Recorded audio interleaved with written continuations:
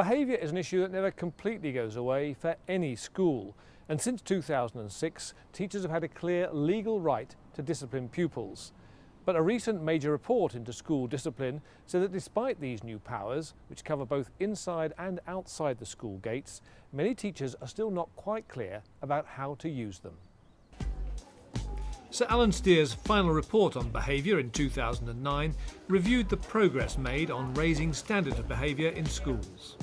The extra powers that have been given to schools and to teachers over the years are often not known and often not understood. You know, we have a huge issue about dissemination. One of the things that depressed me in carrying out the review was a number of times you would get individual evidence from teachers saying something which actually wasn't right, that, you know, over things like, you know, power of restraint. There is a power of restraint. We have now a power of search, which is being expanded with the current bill. So it is an issue of people knowing what the powers are and having confidence. So what are schools' legal powers on discipline? Teachers have the power to discipline pupils for breaking rules, for failing to follow instructions, or for other unacceptable behaviour, using sanctions agreed by the school's behaviour policy.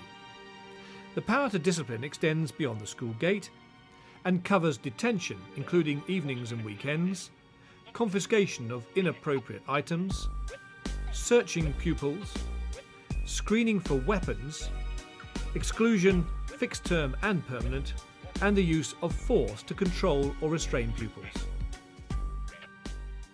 We will set a new behaviour challenge to ensure that behaviour is good in every school, but also that we will back head teachers to enforce discipline, but we will also say to parents, all of us too must back our teachers to use the powers they've got to enforce discipline.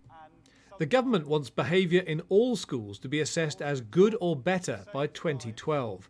Inspectors have a clear role in assessing behaviour. Behaviour is not a limiting judgment in the terms of Ofsted's understanding of the phrase, but in effect, in practice, it acts as a limiting judgment, and that was the case before the Secretary of State's announcement, because in fact any of the outcomes, if they're inadequate, would result in the overall outcomes judgment being inadequate, because this inspection arrangement, the new arrangements, are about all the outcomes, achievement, behaviour, safety, health and so on. If any one of those is not right, how can we say that outcomes are satisfactory? They're not. So behaviour, as all the others, would operate in that way. Since your report, the government's made it quite clear it intends to bear down on behaviour in schools, particularly through Ofsted. Do you think that's right? Well, I do, because I know it's tough and it sounds tough, but I do believe it's in the power of schools to actually impact on the standards of behaviour. You know, I don't hold a culture of despair. I think it is possible to make significant change. You do need to judge the context you're in, and that has to be taken as a given. But if we don't address behaviour issues where they occur, what are we doing? We're leaving the other children in a situation where their learning is prevented. That's not right. We're leaving teachers in a position where they can't actually do what they want to do, they're committed to do, they're skilled to do because of behaviour problems. But let's concentrate on the kids who are misbehaving. What's going to happen to them? What's their future? To find out more, I've come to Bitton Park School in Southampton, where in 2001, Ofsted inspectors rated behaviour poor. It's now outstanding. I think the main thing teachers need to have is real confidence in their senior managers. I think if they can see that their own rules in the classroom are going to be backed and supported, that everybody is using a very clear sanction system, teachers themselves then become more confident. And I think when teachers say that behaviour is something they're concerned about, quite often it is because they're not getting the backing for trying to stand the ground in their own classrooms. And I think we've shown that by working as a whole school on this, everybody understands what the system is, and that means that every classroom is run in a very similar way. Schools now have to have a behaviour policy. Is that something very burdensome? How detailed does it have to be? It's not. No, we've got a very detailed policy that's reviewed annually, and what we do is actually look at any trends and issues that might be emerging that, for instance, might not be in the policy. So over recent years, we've had teachers have had quite a lot of experiences with Facebook issues, mobile phone issues, being recorded. So I will always go back to the governors to recommend that it's reviewed again, and another sentence or description or category would be added, just to make sure that everything is covered. And that is the clear message, really, that if you've made a very clear statement of what you can and can't do in relation to just about everything, you'll usually find that you've got the evidence to stand your ground and say this is why we don't allow it at this school. Now you're going to duplicate that layer. A school's behaviour policy lays out the rewards and sanctions agreed by the head, governors, staff, parents and pupils. Government guidance says these can include one-to-one admonishment, removal from the group in class, withdrawal from a particular lesson or peer group, withdrawal of access to the school IT, not being allowed to take part in a school trip or event, withdrawal of break or lunchtime privileges, or requiring pupils to carry out a useful task in school. Can you just explain to us then the range of punishments that there are if pupils do misbehave? Well, on the first occasion there's normally just a verbal warning given, but if it continues the teacher sets a 15-minute detention, which can either be at break time, lunchtime or after school, and then if it carries on they give a 45-minute detention, and again if it progresses, it doesn't happen very often, but there is the power to give an hour 20, and also if they're in a lot of trouble, if they've done something very bad, they can be referred to the senior management, who come in and take them out the lesson to save the teacher having to disrupt the rest of the class's learning. And if they continually disrupt you, you can write their names down on a piece of paper. So the whole school, in each year groups, go down to the hall and you sit in exam conditions and write down which pupils are disrupting your lessons, and then they get taken out. From my personal opinion, if someone's disrupting my lesson, then I don't have a problem with telling someone if they are, because it's what you're going to do for your career. If they're affecting that and affecting your chances of getting a job and getting on in life. We have a good reward system as well. If you behave well in a lesson, the teacher has the option of either writing a positive incident sheet, where they will then send a copy of that to the department head, the head of year and also the tutor, and also a letter home as well. The power to discipline pupils applies beyond the school gate, including journeys to and from school. You could often find that the bullying may well be on the way to school. It wouldn't mean that then we wouldn't get involved in sorting that out. We also think that if a student is still wearing a bit and part uniform, that at all times they are representing the school. Of course, as well, even if something was at a weekend, if it directly related back to something where, for instance, a teacher was abused or something whilst out and about in their own time, if the link is in fact because they know they're a teacher, that does actually mean that there can be a school-related issue when everybody comes back in on the Monday. Schools can use detention for pupils under 18 if agreed in the school's behaviour policy.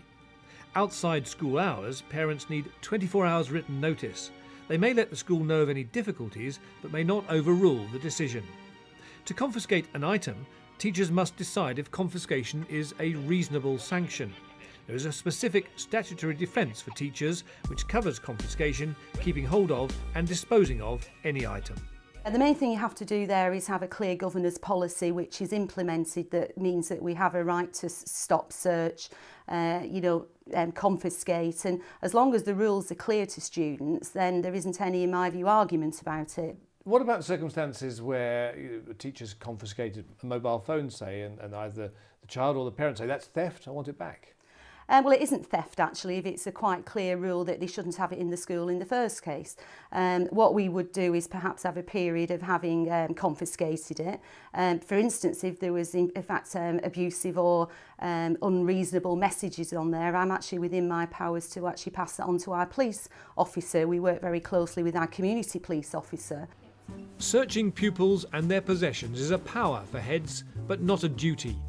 Pupils, bags and lockers can be searched or screened for weapons, illegal drugs, alcohol or stolen property. A search can happen without consent if there are reasonable grounds. But teachers cannot be required to undertake searches or screening of pupils. Okay, if I can just interrupt you a moment. Yeah, hi. Can you explain why you use this wand? I think it's very much a deterrent, actually. I think if the students know that this is something available to me, then it might make them even more cautious, because of course our school policy and governor's policy means that we can actually search them at any time. This is the Advisory Centre for Education. It's a national charity which runs a helpline for parents of school-aged children, offering them advice on legal issues and on school procedures. Many of the 10,000 or more calls it receives every year relate to behavioural issues, such as exclusions. Parents ring up and say that their child's been excluded either for a fixed period or permanently, and we find out from talking to them what the root cause is very often of that. What are the causes of things going wrong when it gets to the point where parents feel they need to ring you? Very often it's unmet SEN. Schools should monitor behaviour as much really as they monitor educational attainment, and try and make it structured so that they can identify when a child is starting to cause a problem, maybe by having a series of detentions or something, and at that point they should start trying to put strategies in place. We find that schools that use their resources well, in terms of, say, partnering well with the local authority and with outside agencies, do well in controlling these problems before they become exclusions.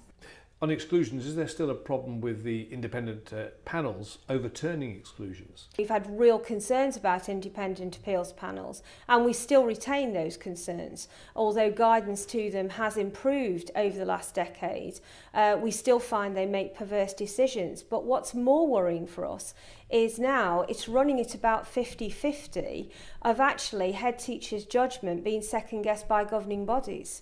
So our attention is actually started to turn to governing bodies that are not actually backing the professional judgment of teachers and head teachers. If a teacher in a classroom is faced with a persistently difficult child in their classroom, what sanctions are available to them?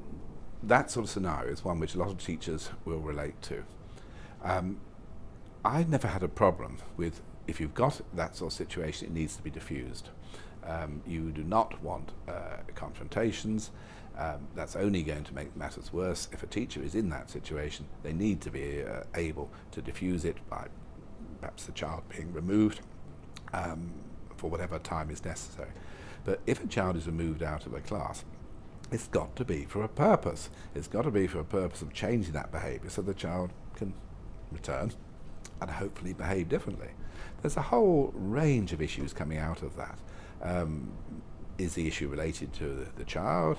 Are there issues related to the support that teacher's been given in terms of training? Schools should have a policy on the use of force to control or restrain pupils. Staff can use reasonable force to prevent a pupil from committing a criminal offence, causing injury or damage, or prejudicing good order. Schools may be asked to report significant incidents where force has been used from autumn 2010.